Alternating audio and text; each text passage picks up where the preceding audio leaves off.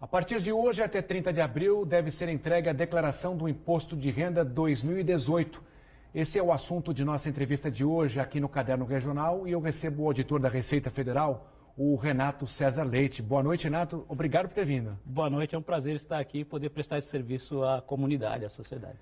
Renato, inicialmente, quem deve entregar a declaração do Imposto de Renda? As regras não mudaram. Basicamente, quem tem rendimentos recebidos no ano passado, ao longo do ano, não é por mês, acima de R$ 28.559, rendimentos tributáveis, ou rendimentos isentos acima de R$ 40 mil.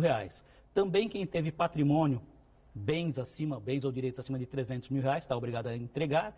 Quem teve aplicação em renda variável, bolsa de valores, mercado futuro, essas coisas, também tem que declarar. Ou quem teve apuração de ganho de capital, teve que pagar alguma coisa de ganho de capital, também está obrigado a declarar. Então, basicamente, são essas regrinhas. Ou então, assim, alguma pessoa que foi para fora, não era mais considerado residente no Brasil e está voltando, também tem que declarar.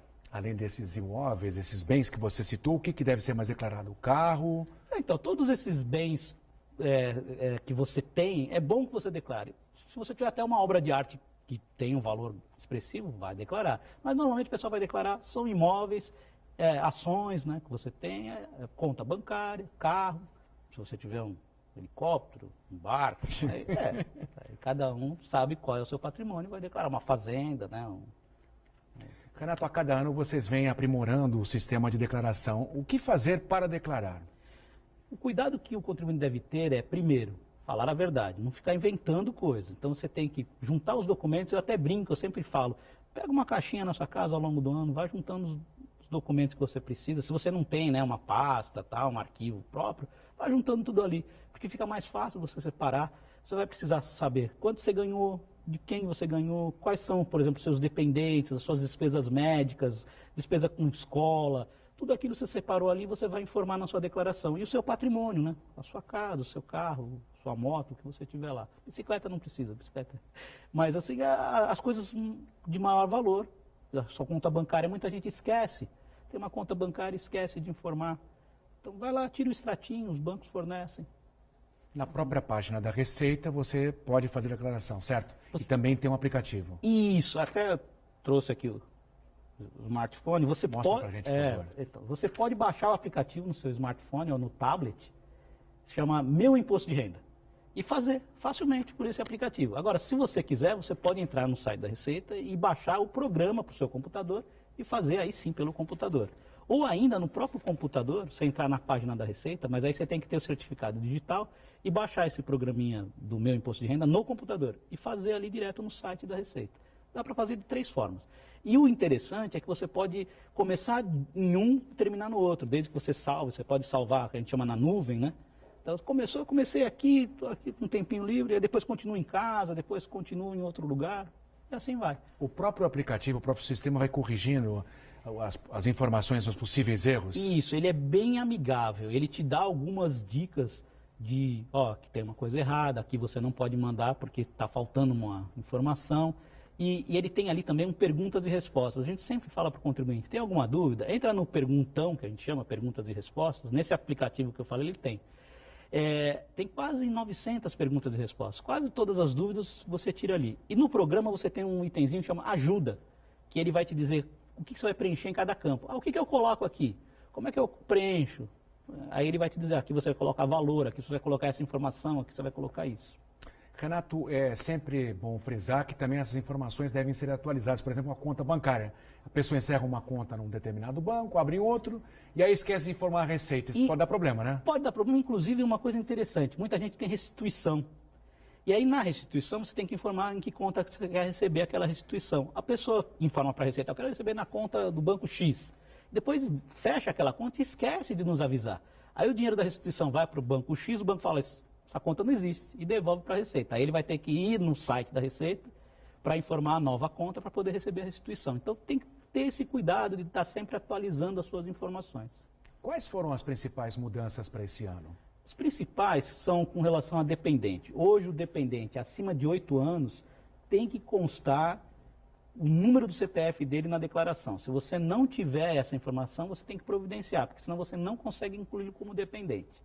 E no ano que vem, isso vai cair mais ainda. A tendência é que todo dependente você tem que ter um CPF. Além disso, tem uma outra novidade, que esse ano é só uma informação, não é obrigatória, mas a gente já recomenda que a pessoa coloque, que é com relação aos bens. Então, por exemplo, a conta bancária, não basta informar o dinheiro que você tem que informar o número do CNPJ do seu banco. O carro, informa o número do Renavan. O seu imóvel, qual é o número da matrícula do imóvel.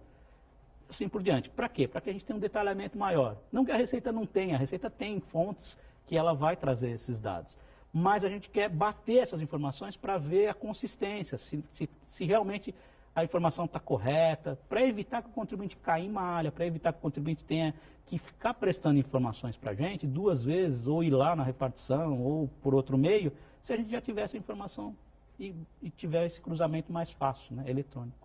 O contribuinte pode optar por 2 tipos de declaração, é isso, né? Quem pode, por exemplo, fazer a simplificada? A gente que tem cabelo branco, não você, mas assim, mais velho, a gente fazia em formulário, aí tinha o formulário azul e o verde, né, que era o completo e simplificado. Não existe mais, há muito tempo a declaração é uma só. A opção de tributação é que são 2 opções. Você pode tributar de uma forma simplificada, ou seja, quero tributar e ter um desconto padrão, que a gente chama de 20%. Aí você não precisa informar, o que você, né, assim, você não precisa calcular o que você gastou com o médico e tudo mais. Você precisa informar o que você pagou para o médico. Isso é obrigatório, mesmo que você não vá fazer a dedução. Mas você não precisa ficar fazendo todas as deduções. Se você quiser fazer todas as deduções, despesa médica, previdência, dependentes, tudo mais, aí você vai ter que colocar todas as informações, fazer o cálculo, e aí esse valor vai ser de acordo com aquilo que você estiver colocando lá, e não os 20%. Os 20% estão limitados a 16 mil. 16 mil e uns quebradinhos. Então, assim, se você teve desconto de previdência, somado com uma outra despesa médica que você teve, mas não sei o quê, já deu mais de 16 mil, não vale a pena fazer o desconto padrão dos 20%. Vale a pena você informar todas as deduções legais possíveis, e aí o imposto que você vai pagar é menor. O próprio programa ele é bem amigável. Se você informar todas as suas deduções, lá o que você gastou de médico, dependente, despesa de instrução, previdência e tudo mais, ele já vai te mostrar, fala, ó, é melhor fazer assim ou melhor fazer assado. Ele já vai te dar uma comparação. E, por exemplo, você citou que pode ser deduzido, o que, por exemplo, não pode ser deduzido. Tem gente que fala assim, eu tenho um cachorrinho, eu gastei com veterinário. O cachorro não é dependente. Dependente são seus filhos, o cônjuge, eventualmente o pai ou a mãe, e aí tem que ter o cuidado assim, eu posso colocar meu pai e minha mãe? Se ele vive as suas expensas, pode. Mas ele não pode receber mais do que 23 mil e uns quebrados no ano, lá quase 24 mil.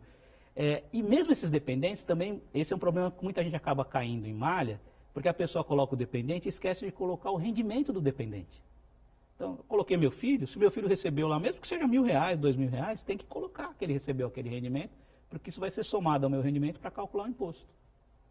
Quem não entregar, Renato, a declaração no prazo, o que acontece? Quem não entregar a declaração no prazo está sujeito ao pagamento de uma multa. Essa multa ela é de no mínimo R$ 165,74 e ela pode ser salgada, hein? Porque ela é calculada sobre o imposto devido. E o imposto devido, 1% por mês de atraso. Então, se você atrasar 20 meses, você vai pagar 20% de multa. É o máximo que você paga de multa. E vamos dizer que o imposto devido é calculado antes de abater o que você teve de retenção na fonte. Então, às vezes, o imposto devido é 20 mil, 50 mil. Calcula 20% sobre 50 mil. Bastante, né? É bastante. É muito mais do que R$165. Essa pergunta é para quem costuma deixar tudo para a última hora. O prazo final, 30 de abril, vai ser prorrogado? Não está sendo prorrogado há muitos anos e não tem nenhum motivo para prorrogar esse ano. Renato, muito obrigado pelas explicações. Eu é que agradeço.